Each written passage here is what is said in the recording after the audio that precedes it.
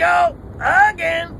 For the last couple of weeks, there has been a lot of talk on network news about things related to the NFL and the big game, which only proves they are more of a media news magazine geared toward entertainment instead of the train wreck that is our State of the Union. Good grief.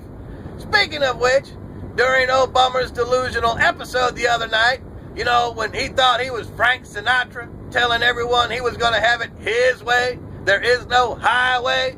Yeah, and no money to pay for it either, because you spent $1 trillion giving 500 friends government jobs. Yay, nepotism.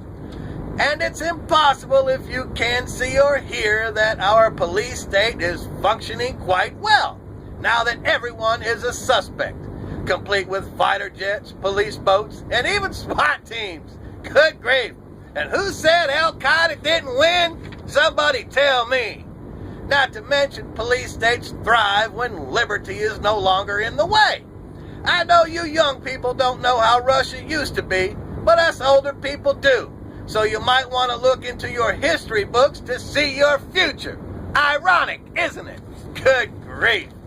And for those of us who really like football, Monday's high from the big game will give way to Tuesday's football withdrawals yet again.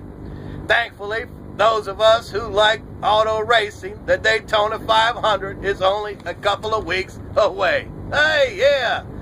And it's been reported there will be 325 million gallons of beer consumed during the big game today.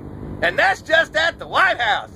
It appears old Bummer is having a hard time shaking off the TKOs of last year's lies exposed. Oh my.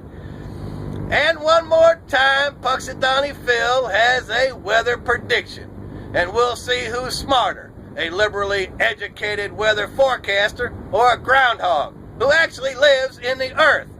6 more weeks according to Phil. And is he related to Dr. Phil? If he is, man has a fighting chance to win this battle. Good grief. And during one of the coldest winters most of us can remember, since spring is on the horizon, the liberals are talking about climate change yet again. Oh my. Did you all know there was a dry and warm period in the time of the Vikings? Then there were no cars and burning of fossil fuels then, huh? Yeah, man caused it, huh? Following that was a cooling period, like we are experiencing now. Don't trust what you hear, do your own research. And it sure is strange, the ones who used to sing along to turn, turn, turn, everything has a season, to man must be the reason. Maybe between the pot and the trips, they can't remember that season at all. Good grief. That's all.